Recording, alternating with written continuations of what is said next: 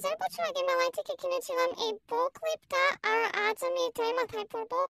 যেহেতু আমি সবকিছুতে ঢেঁড়স তাই চুলো বাঁধতে পারি না, আর আমার হেয়ার স্টাইল করে দিয়েছি আমার বোন ওয়ে যে হুট করে প্ল্যান হয় দিদি জামাই বাবা আমাদের ঘোরাতে নিয়ে যাবে, কিন্তু কোথায় নিয়ে যাবে সেটা আমরাও জানি না এখনো।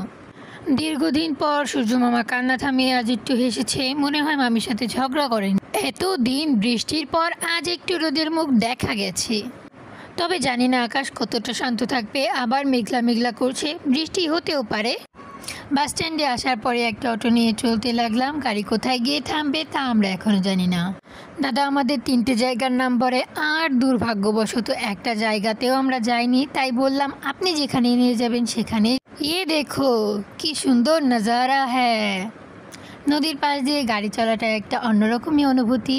ছোটবেলায় একটা গেম খেলতাম আর গাড়িটা একদম সমুদ্রের তীর ঘেঁষে যেত, আর সেই রকমই লাগছে এখন। এইটা অবশ্য সমুদ্র নয়, কিন্তু নদীর সৌন্দর্যও কম নয়। এমন রাস্তা হলে তো যেতে বেশ লাগে, কিন্তু হঠাৎই নদীটা উধাও হয়ে গেল। আর আবার একটু দেখা পেলাম নদীর, ভীষণ সুন্দর লাগছিল।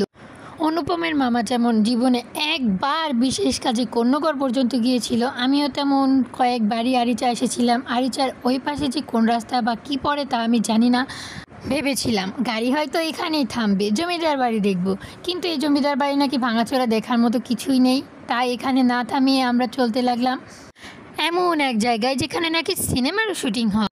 আরে আমি জানি না, দাদা বলেছে। আর এই দেখো সবার পছন্দের বাস। ধানক্ষেত দেখলেই আমারও জীবনানন্দের মতো বলতে ইচ্ছে করে, আবার আসিব ফিরে ধান সিঁড়িটির তীরে। এই বাংলায় হয়তো মানুষের রূপে অথবা শঙ্খচিল শালিকের বেশে।